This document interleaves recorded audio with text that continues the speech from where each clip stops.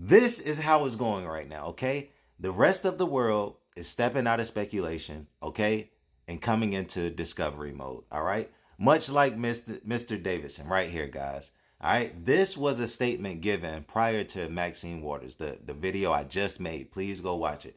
Guys, the point that I'm trying to make is there is a currency out here right now, right, that backs a stable coin. The stable coin is called RLUSD, okay? And that is the major issue because if this stable coin is adopted, guys, there is no more banks. They're scared about the deposits and they're scared about the interest, okay? Do you understand that if we can find more interest through the issuers, right, the exchanges who issue our tokens, guys, if they're giving us more interest than the banks, what incentive do we have to allow the banks to keep storing our money, guys? Right? Everybody is going to store a stable coin. That's why you see JP Morgan coin. That's why Trump wants a coin. That's why everybody wants a coin now, guys, because they even realize that the banks are worthless if you can't even outperform, right? If you can't even perform at this level, guys. And we're talking about instant transactions, instant settlements now. We're talking about transacting at 3 to 5 seconds. We're talking about the cost of a less fraction of a penny, guys.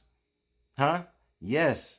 Everybody is going to move away from the banks. And that is what they are scared of, okay? This entire meeting was about the deposits.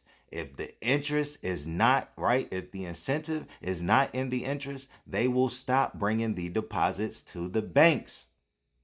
Simple as that.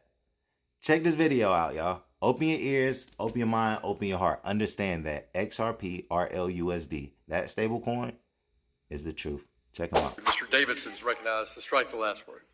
Thank the chairman. I do move to strike the last word, and I do oppose this amendment.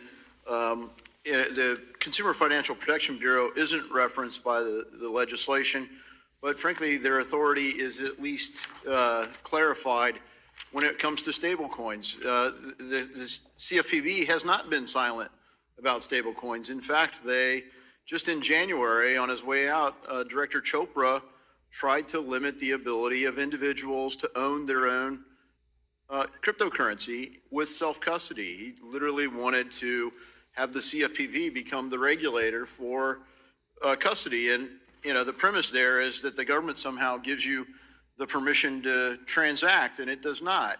So he with no real structured rulemaking process, decided that he was going to insert the regulatory authority of the U.S. federal government via the CFPB into everyone's transactions. So, you know, the CFPB hasn't been silent about stable coins under, you know, the wrong director. They may not stay silent on stable coins. And we want to clarify with this legislation what exactly the entire federal government is supposed to do with respect to stable coins.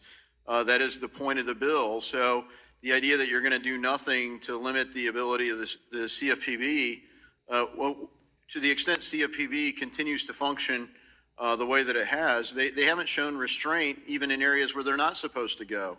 So we may need to put, you know, further clarification to say, this means you, CFPB, because they seem to be willing to ignore other statutes and impose rules where even their underlying authorization says they're not supposed to. So I don't support this amendment. I hope our colleagues will oppose it as well.